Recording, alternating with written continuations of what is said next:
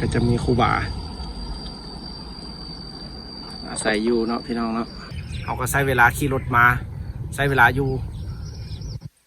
47หลักใช้เวลาอยู่ชั่วโมงครึ่งพี่น้อง47หลักรถจักรเขากระถ่ายให้พี่น้องเบิ่งเด้อนี่ก็เป็นเดินพระธาตุหลวงแล้วก็พระธาตุหลวงเวียงจันทน์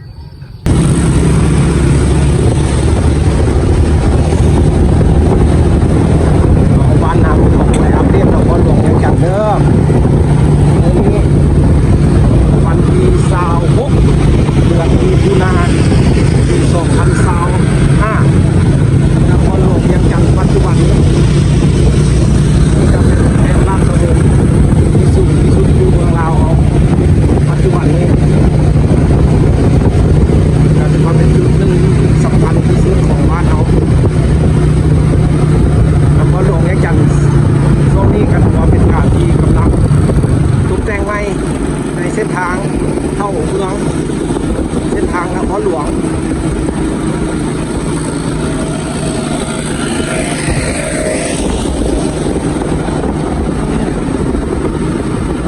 ต่อหน้าไปก็จะเป็นคอยบุญคิงนะครับจะท่าหลวงแล้วก็วัดตุไซพี่น้องบ้านเรา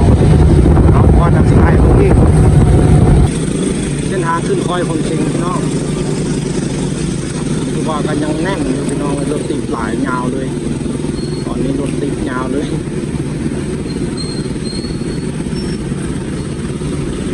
รถหลายพี่น้องเอ้ยบ้านเราเพื่อนได้ละรถเพื่อนละ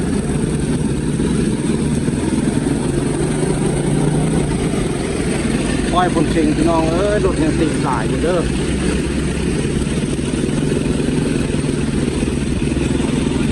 วันแยกไปตลาดไอเต็กแยกซ้ายไปตลาดไอเต็ก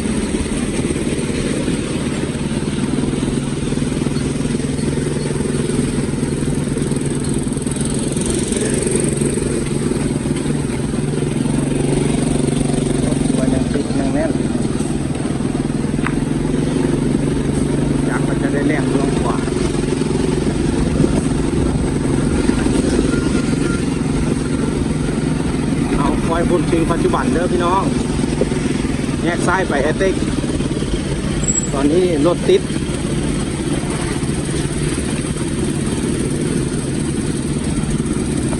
เอาทางหน้าก็จะเป็นประตูไซนครหลวงเวียงจันทน์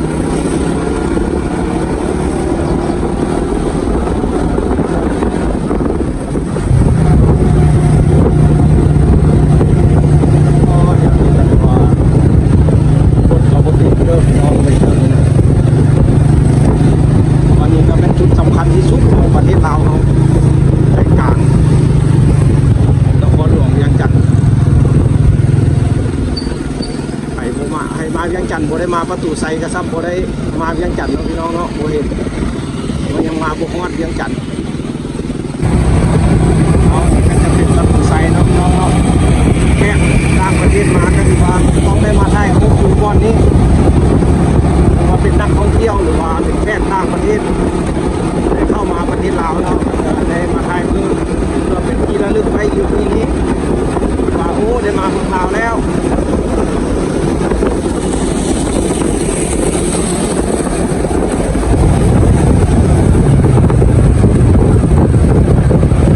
ทางด้านหน้าก็จะเป็นคลองใหญ่เนาะพี่น้องเนาะก็จะตี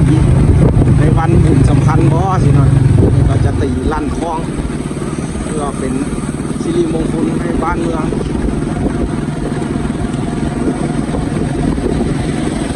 เอานครหลวงเวียงจันทน์ปัจจุบันเด้อพี่น้องก่อนตั้งแดดเที่ยงเลยก็จะเป็นแนวนี้เนาะแล้วจะเป็นท้ายแรงคุณจะหลายน้องเลยจะมาท้ายนี่เปิดน้ำพุพาลูกพาหลานมานั่งเล่นชมวิวพระอาทิตย์ตกดินยามแดงอันนี้ก็จะเป็นเส้นทางถนนลักเส้นทางไก่สอนพงวิหารน้องเลยเข้าด้านหน้ามันก็จะเป็นหอคำปัจจุบันที่บ้านเรามีส่วนสาธารณะกลางเมืองงามๆเลยพี่น้องเลยกำลังเฮ็ดกำลังไม้ าะพี่น้องเนาะมาประตูไซส์แล้วก็ไปพระธาตุหลวงแล้วก็จะกลับบ้านหรือว่าเขาอัปเดตให้เบิ่งเนาะพี่น้อง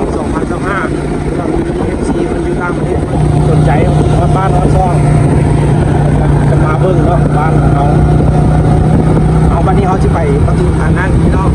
ไปพระธาตุหลวงเด้อด้านหน้าก็จะเป็นพระธาตุหลวงพระหลวงเป็นจันทร์ของเขานี่จะโมไก่ดอก300-400 เมตรนะเก็บไปกันนิดโตจะไปถ่ายให้เบิ่งเด้อเอาเส้นทางกันก่อนแรกเลยเพราะว่าคนยังไม่ได้มีการก่อสร้างเนาะแบบมันยังดียังงามแล้วก็ระบบเป็นคันเนาะเพราะว่ามันก่อสร้างมันก็จะยุ่งยากหน่อยนึงการเรียกงานนะครับก็จะไปมากกับสะดวกอะไรเมื่อมันเอ็ดแล้วเสร็จแล้วมันก็จะไปมาสะดวกแล้วก็สวยงามบ้านเราก็ถือว่าสะอาดสะอ้านบ้านเป็นเช่นนครหลวงเวียงจันทร์เนาะน้ำสะอาดสะอาดมาเวียงจันทร์ถือว่าสะดวกสบายพี่น้องเลยบ้านพักหรือว่าเป็นโรงแรมอาหารการกินหรือว่าไปกินใส่ก็ได้เนาะขอแต่จับเงินไปน้ำเอาวัดท่านหลวงอาจจะทายเบิ่งอีเด้อตอนนี้กำลังขึ้นคอยเดินพระธาตุหลวงชอบมันรถไว้ก่อนวัดยอดรถมันใส่เอาพี่น้องเอ้ยพระธาตุหลวงเวียงจันทร์วัดมาถึงเด้อนี่นะพี่น้องพระธาตุคู่บ้านคู่เมืองยิ่งขวัญเมืองลาว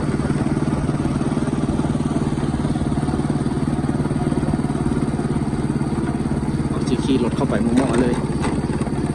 เพราะว่าคนโบราณคนให้เข้าไปนะเป็นทางหน้านั้นก็จะเป็นรูปปั้นของประธานเจ้าไซเซธาธิราช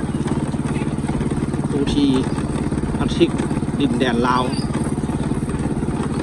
แล้วก็เป็น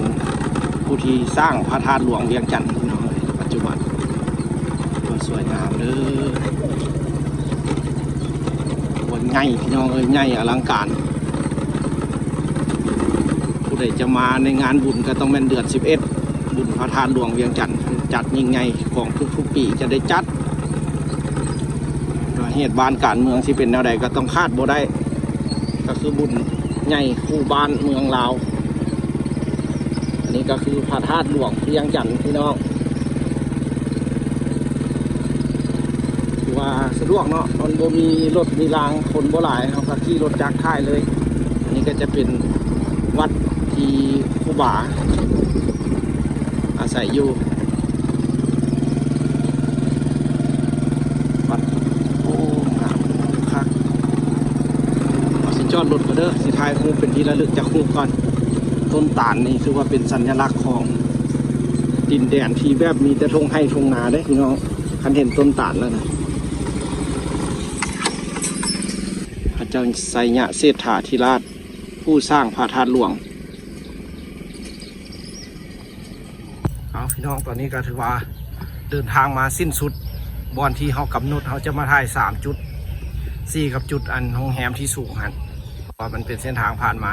แต่นี่คือที่เขาตั้งใจแท้ๆแล้วแม่นประตูไซกับพระธาตุหลวงเวียงจันทร์ปัจจุบันให้พี่น้องเพื่อนที่อยู่ต่างประเทศเพื่อนติดตามเขาเนาะเถื่อเพื่อนอยากเห็นเขาก็เป็นแบบโดนๆได้มาบ้านก็ถือว่ามาเที่ยวมาเบิ่งเลยบ้านของเขาอยู่ผู้แหละพี่น้องทางเมืองภูระคมแขมจันทร์เขาก็ใช้เวลาขี่รถมาใช้เวลาอยู่47 หลักใช้เวลาอยู่ชั่วโมงครึ่งพี่น้อง47 หลักรถจักร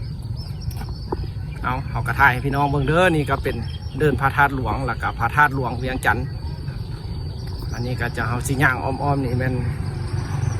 รูปปั้นของพระเจ้าไซยะเศรษฐาธิราชผู้ที่เพิ่น